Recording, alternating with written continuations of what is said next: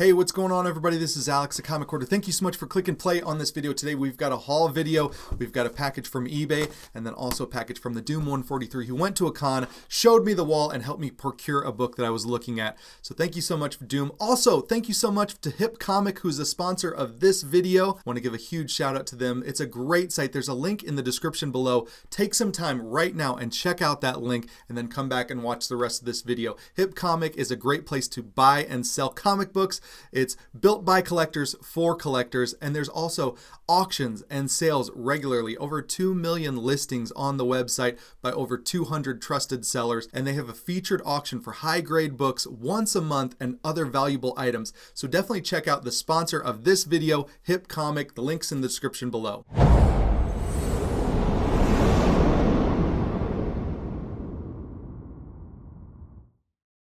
All right, so this first package is from Moon and Star Media Group. I'm not sure if that's what they go by on eBay. This is one of the newer books from the last couple weeks, and I knew that I wanted this book, so I wanted to make sure that I ordered it off eBay. I probably paid a premium for it, to be honest, and this is not one of those hot books or anything like that. I probably checked with Champion City Collectibles first, because that's what I always do when there's a book that I really want. And then if he doesn't have it, or if he didn't get enough copies to be able to sell me one because I was too late to the party, then I usually go to eBay first if I'm not going to make it over to an LCS. But I bought 2 books from them. Their eBay name is Doc Deals, and so they've got almost 4,000 rating. I think I heard Erod talk about this, but Adam Hughes is back. I feel like he hasn't been doing covers that really ones that get me excited. Like some of his Gwen Stacy ones are really cool, and Black Widow ones are really cool, but they just haven't gotten like the collectors really excited. I think this Elektra cover is really great. So brand new Elektra cover. I got 2 copies of that from this eBay because I just knew if Adam Hughes does a cover, most likely I want to get on board with it. I want to pick up at least a copy for the collection. I'm so happy that I was able to grab a couple. I think probably they're really honestly not much more than cover price. Hopefully not much more than cover price. But then I went to 217 Comics in Springfield, Illinois. Great shop there in Springfield, Illinois. Love it for supplies, back issues, new comics. They had this on the shelf, so I got a third one. This was in Mylar, so this is a really nice copy. Great Elektra Adam Hughes cover. And then while I was in there, I was looking at other books that they had available, and I remember seeing this one on Instagram. I think the Virgin cover is the one that people want, but this is that Sotomayor or whatever the name of the artist is, really popular, that's doing some Catwoman covers, like the 1 in 25s are really popular right now. So this was a Valentine's Day special from 2022, Red Sonja cover. Just picked it up because I thought there was some buzz around that one, and I believe though that the buzz is around the Virgin cover. And then while I was in there, I saw this one, another Red Sonja. I was kind of looking at that section. This is a Lucio Perillo cover. So this is Red Sonja, number 4, black, white, and red. So Lucio Perillo, definitely a different looking color, but cover, but I love his charcoal artwork, and so I picked up those ones. So these are the new books that I got in this haul. That Red Sonja, Sotomayor, and then 3 Adam Hugheses. And I think you guys know from this channel, I love Golden Age and I love picking up keys, but I will always be interested in new covers, whether I keep them long term, which I really do, because I kind of like the ones that are just like cover price. There's no big investment. There's no temptation to like want to flip them or move them. And so I really like picking those ones up for the PC. They're just fun. When you find them, they're awesome. So this box is from the Doom. He went to a con in Hawaii and he was looking at some of the books on the wall, and he knows that I love Golden Age.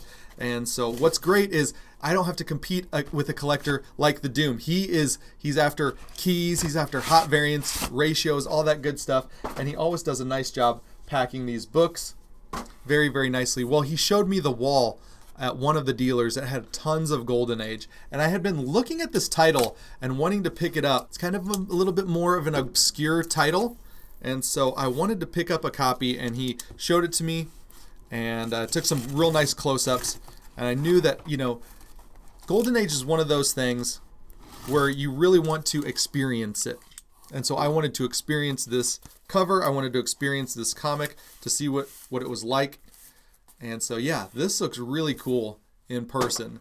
And it's Yellow Jacket Comics. I paid $150 for it plus shipping from the Doom. And this is just really, really cool. I just think it's awesome. You've got the character there, and you've got the lady in the red dress down there. I think that character looks a little bit like Banshee from the X-Men. So really, really cool Yellow Jacket Comics. Nice big banner up there. Great superhero up here. You've got this dude looking like the Joker. And then the damsel in distress there. Really cool. Let me get some information on this one as far as like who the publishing company is, who the artist is. I mean, this is just one of those ones that I'm just not as familiar, but I've seen a couple of these issues and I knew something that I was kind of interested in. All right, so this is a Yellow Jacket from E. Levy Publications. Not really sure about that, but it is from February of 1946. So this is pre-1950, which I love 1940s comics. It just screams, you know, that era of comics. It's a Ken Battlefield cover, and that's pretty much the only creator on this that I recognize. But either way, oh, there's something about a Filipino kid. Crown for a Hero, Harbor Pilot, the Filipino kid.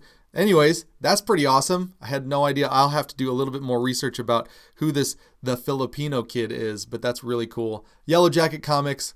I love this even more now. Yellow Jacket Comics number 8 from February of 1946. So just post-war. It's got the Filipino kid in it. It's awesome. Great, great book. I'm going to put this one back here for display because it's got the Filipino kid in it. So that is really great. And then I went to a local shop. This is my last stack of books. Went to a local shop here in my town. It's a hobby shop. They have comic books. I was looking at their back issue bins. They're starting to really expand their comic book selection. And then I noticed this box that was unpriced under the table. And I was like, oh, those look like older books. And a lot of them were unbagged and unboarded. So the first one up, he had a ton of Sandman number 1s. This is the Jack Kirby from the 70s. And I saw these and I was like, I need to find a nice one and pick up a nice Sandman number 1. Because all these like fourth world Kirby stuff is pretty cool. So pick this up. I can honestly, it's been so long. I cannot remember what I paid for these books. I know I didn't pay very much for them at all. 15, 20 bucks. I know for a fact I didn't pay too much at the shop. So Sandman number 1, great Kirby book. He had 2 Silver Age Amazing Spider-Man that I thought were pretty. I think there's $5 or something like that because there's a little bit of foxing on the side there. You can see on the spine there's some foxing. So Amazing Spider-Man number 69, great Kingpin cover and 12-cent goodness. This is probably really late Silver Age, probably late 60s I would assume for this one. So maybe 68. Somewhere in there. Nice John Romita cover. And then they had this one, probably for about the same price. Number 73. I believe this is the first Man Mountain Marco. I believe. Can't remember. Some of these later Amazing Spider-Man, like in the late double digits, the keys are a little bit foreign to me. So the Amazing Spider-Man number 73, I'm sure somebody's going to put it in the comments. Yes, you're right. Or no, you're completely wrong. Probably once again from that late 68, 69, right before the 15 centers. So really cool 12-cent Amazing Spider-Man. All right, so great lineup of books so far. And then he had this one, and it was in pretty rough condition. So I was like, oh man. I was like, yeah, I still want it. And honestly, the Mylar Magic is doing its job. It looks pretty darn good. So this is probably like a 1.8. It's Thor number 126. So this is basically the big premiere issue. It's the first Thor outside of Journey into Mystery. And so Thor 126, I've had multiple copies of this book. It's always such a great book. Very, very cool Kirby cover with Thor and Hercules. And it's wonderful. There's a big old tear right there. So yeah, this is definitely that 1.5, 1.8. I believe it's attached at the bottom staple, not attached at the top staple. But anyways, there's that. I couldn't pass it up. It was in my local shop. I definitely knew that I wanted it. So very cool books. One other book that I've been looking for, I've had a copy of this in the past. I believe I got it from one of the New York Warriors, like way back when, maybe 6 years ago, way back when, 5-6 years ago. But this is Superman number 233, Neil Adams cover, Breaking of the Chains. I think I got this one for like $30. So really, really great book. I've always loved this book. It's always been so cool. This confuses a lot of people. Like if you don't know much about comics and you're selling like your son's collection at a garage sale, they're like, oh, well, this is really important. This is number 1. Well, best-selling comic magazine. So it's not like Superman number 1, it's Superman number 233. So I've had that experience before. So this is a really great Neil Adams cover. I love it. And if you don't know yet, Neil Adams really doesn't like this cover because they had to stretch out his artwork to let this in there, to let this Kryptonite Nevermore, and they had to stretch out Superman's leg. So this leg is really elongated compared to this leg and how it should be. So that's the reason why Neil Adams doesn't like this cover when you hand it to him to sign, because it's like really elongated right there. I think it's still awesome. I mean, that's an artist like picking apart one of his like creations.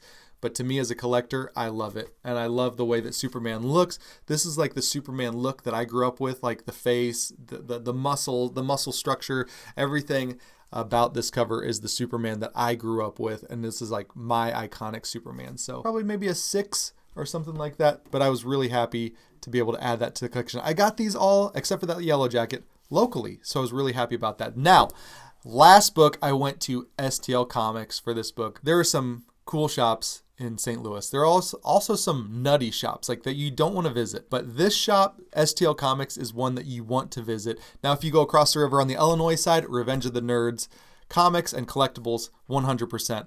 So on the St. Louis side, you've got STL Comics. On the Illinois side, you've got Revenge of the Nerds. Definitely go check them out for sure if you're in the area. Make a trip, especially if you're in the area.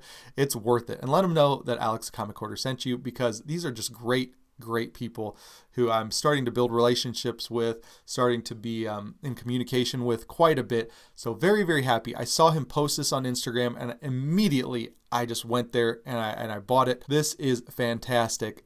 Uncanny Avengers. This is a book I've been looking for a long time.